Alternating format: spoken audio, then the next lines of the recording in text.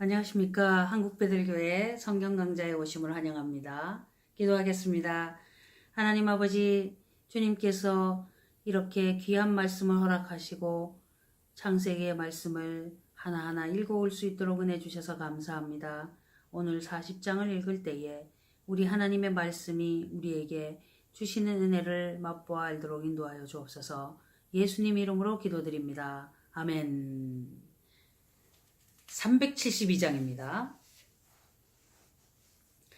찬송가 372장 찬송 드리겠습니다.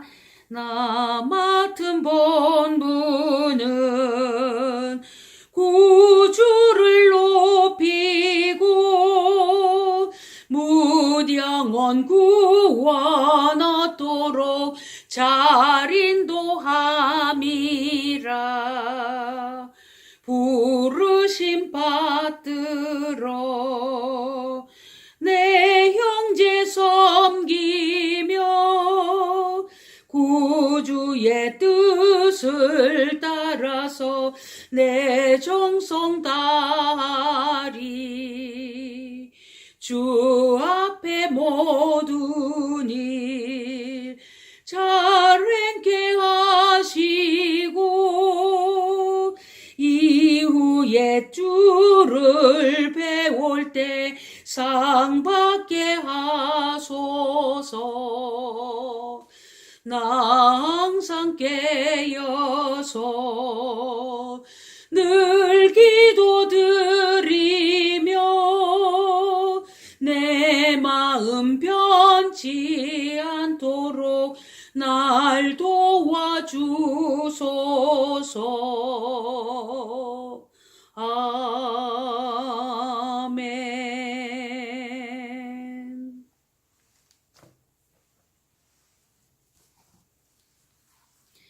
창세기 40장 말씀입니다.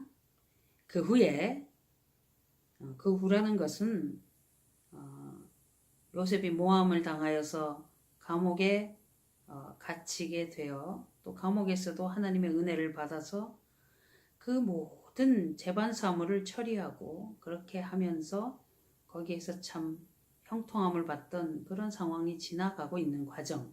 그러는 동안에 애굽왕은 바로라 그러죠. 이 애굽은 이집트를 말하는 거고 바로는 파라오죠. 태양신의 아들이라고 하는데 하나님을 알 수 있을 사람이 아니죠. 원래 자신이 신이니까. 술 맡은 자와 떡 굽는 자가 그 주 애굽 왕에게 범죄한지라. 보통 우리 조선시대도 보면 기미상궁이 있고 그렇죠. 왕에게 음식을 줄 때 독살을 할까봐 굉장히 신경을 쓰잖아요. 술 맡은 자, 떡 굽는 자 이런 자들은 신임이 두텁지 않으면 옆에 둘 수가 없지요. 훗날 보면은 느헤미야가 아마 왕 이름이 뭔지 느헤미야서를 가보면 성경에 있는 걸 그대로 좀 읽어봅시다. 아닥사스다 왕 제20년 기스를 월에 내가 수성궁에 있더니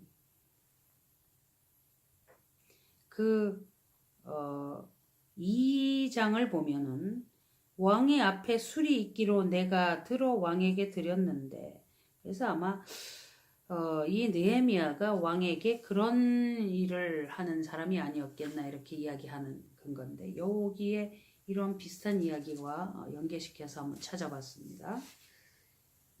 그런데 술 맡은 자와 떡 굽는 자가 왕에게 범죄를 했다.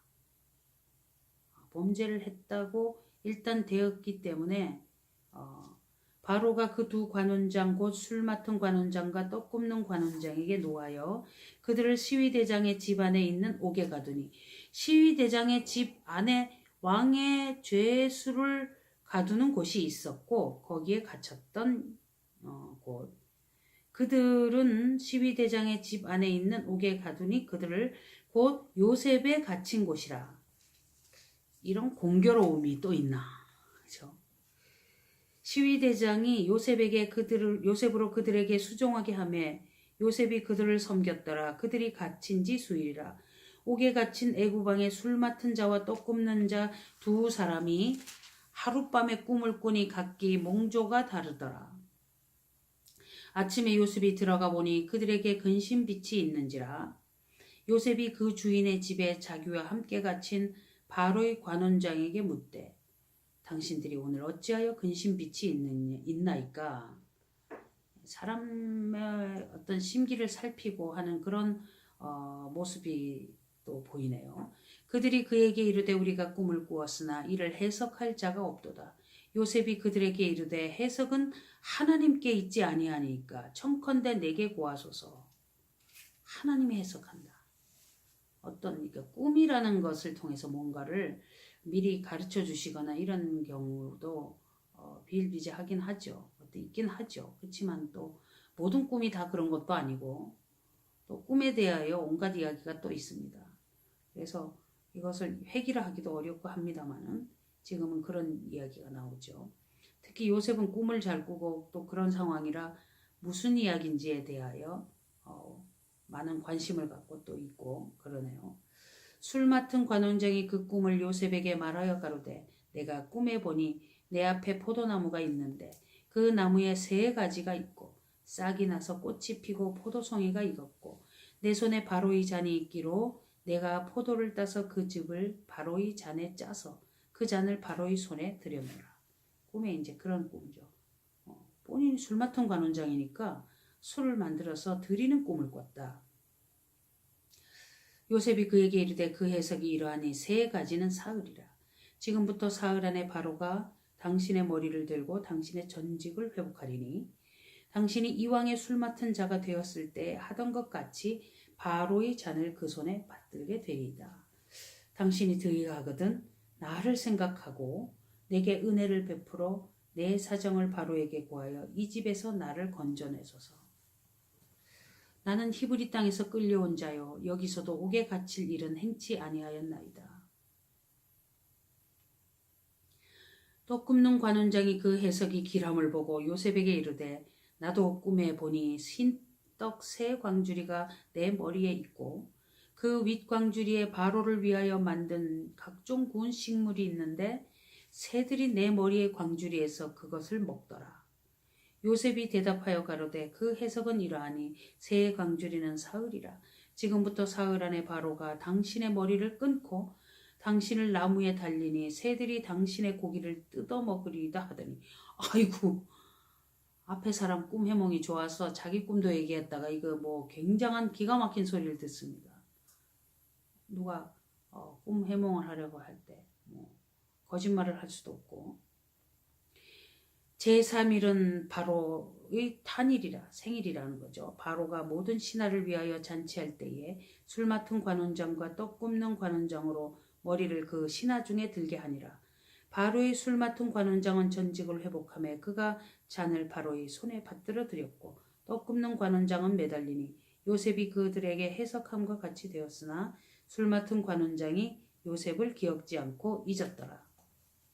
아직은 때가 안 되어서 잊었더라. 뭐 알면서 막 이렇게 이야기를 할 수 있지만 섭섭하죠. 왜 잊어버렸을까? 인간적인 심정은 그렇게 나와요. 그런데 또 하나님이 정한 때를 주시는 그런 때가 아직 안 되었나 보다. 또 이렇게 이제 하는 사람은 상당히 수준 있게 초월한 것처럼 그러지만 그것도 다 어서 주워 들은 거예요. 사실은 솔직히. 우리가 어떤 이야기를 읽으면 이야기 자체에서 그 사람들이 느끼는 감정과 이야기를 먼저 이야기를 하고 그런 과정 속에서 하나님이 뭘 하시려고 할까 이러면서 막 생각하고 또 주시는 은혜를 기다리고 이래야 되는데 보통은 설교를 많이 듣고 이러다 보니까 그냥 다 지레짐작도 하고 막 그러죠. 그래서 막 이런 말 하고 저런 말 하고 그러는데 그렇게 해서 그것이 맞는 얘기를 많이 하겠지만 너무 이렇게 그 사고를 붙여버리는 그런 문제도 돼요. 그래서 성경 읽을 때 처음이라고 생각하고 있었던 거를 좀 지우고 그 순간에 생각을 하면서 이 일에 대하여 정말 무엇일까 이렇게 하는 거 그렇게 하면서 하나님께서 가르쳐 주시는 것을 기다리고 이런 거 좀 필요하다고 봐요. 왜 그러냐면은 성경을 우리가 읽어온 그 설교 중에서 그 조금 맞지 않은 것도 많고 한데 그런 걸 다 고스란히 그대로 가지고 뭐 또 확대 해석해갖고 엉터리로 간 것도 있고 뭐 그죠? 네, 또 자의적으로 해석해서 또 다른 걸 갖다 붙이고 막 이렇게 한 거를 그대로 그냥 알고 그렇게 해가지고는 갖다가 막 우기고 이렇게 하면서 어려움을 주는 경우가 많거든요. 그렇게 해서는 안 됩니다. 그래서 우리가 있는 그대로 읽고 이 상황에서 정말 이렇구나. 그런 것까지도 그대로 그냥 보고 그렇게 하고 나중에 이제 또 보다가 보면 하나님께서 이제 알게 하시는 그런 과정이 있잖아요. 그래서 그것을 이렇게 겸허하게 나가고 이렇게 돼야지. 뭘 안다고 이건 이렇고 막 이렇게 너무 그러면은 뭐가 좀 막히는 수도 있고 또 그냥 그건 무조건 그래 막 이렇게 하면서 오해를 할 수도 있고 그래요. 그래서 말씀 읽고 공부하고 할 때 너무 그 어떤 그 기존에 갖고 있는 틀 그리고 본인이 그 뭐 어디서 이제 듣고 이렇게 굳혀져 있는 그런 그 고정관념 이런 것들에 대하여 조금 놓고 풀어놓고 이제 이렇게 접근하면서 하나님 앞에서 말씀을 이렇게 순수하게 그리고 이제 백지에서 읽는 것처럼 자꾸 이렇게 다가가면서 하나님 말씀을 묻고 이렇게 낮추는 연습을 많이 하는 게 참 유익할 것이다. 그렇게 되었을 때 주시는 은혜가 더 크지 않겠습니까? 하나님과 직접 대면하고 연계되고 이런 것들 말이에요. 계속 그런 것들을 좀 증진시켜 나가는 그런 꿈을 꾸면서 하나님 말씀을 접하면 좋겠습니다. 이렇게 꿈을 해석하고 이해하고 하는 그런 요셉의 그 이야기를 읽어가고 있는데 이런 것들을 통해서 또 뭐 이 꿈 해석이나 이런 거에 어떤 초점 포커스를 너무 맞춰가지고 뭐 이거 꿈은 뭐고 막 이렇게 너무 막 가는 것도 그다지 그렇게 중요한 건 아닌 것 같아요. 이 일련의 이야기가 쭉 지나가는 가운데 하나님이 지금 그 약속하신 일들을 어떻게 성취해 나가고 또 여기에 연계되어 있는 사람은 또 어떤 식으로 이 일에 대해 접근해서 가고 있고 하나님은 지금 이 사건을 어떻게 진행하시고 이런 것들에 대해서 우리가 관심을 가지는 거죠. 그래서 이 모든 내용을 보면은 한 사람이 어떤 그 일을 하게 하기 위한 과정 안에 이런 많은 것들이 있다는 것을 이렇게 열어서 보여주시니까 단박에 누가 갑자기 있다가 어느 날 짠 하고 총리가 되고 이런 게 아니라 이런 모든 과정을 통해서 그 사람이 이렇게 준비되어 가는 그런 것들도 발견하게 되고 이런 것들이 있고 또 하나님의 때가 있잖아요. 또 그때 당시에 어떤 상황 거기에 맞추어서 모든 게 이렇게 진행되는 것들 그 안에서 하나님이 지금 어떻게 역사하심도 있고 이런 것들을 우리가 하나하나 보면서 하나님이 어떻게 하시는지를 자꾸만 이렇게 보면서 그렇게 하시는구나 하나님 그러시구나 이러면서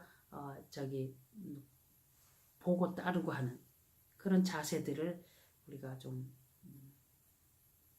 보여드리고 그렇게 해나가면서 그 순순하게 이렇게 지나가고 그러면서 또 알게 되고 그런 재미를 좀 느꼈으면 합니다. 네, 기도하겠습니다. 하나님 아버지 성경 말씀이 신비롭고 재미있는 이야기도 있고 또 우리가 뻔히 아는 것 같아서 그거는 그럴 것이라고 생각하고 하는 일들도 있습니다. 그런데 주님께서는 무엇을 말씀하시려는지요. 우리가 읽은 말씀에 대하여서 또 생각하고 또 새겨보고 할 때에 하나님께서 우리에게 깨닫는 순간의 은혜를 허락하여 주시옵소서. 예수님 이름으로 기도드립니다. 아멘. 창세기 40장 말씀을 읽어보았습니다. 감사합니다.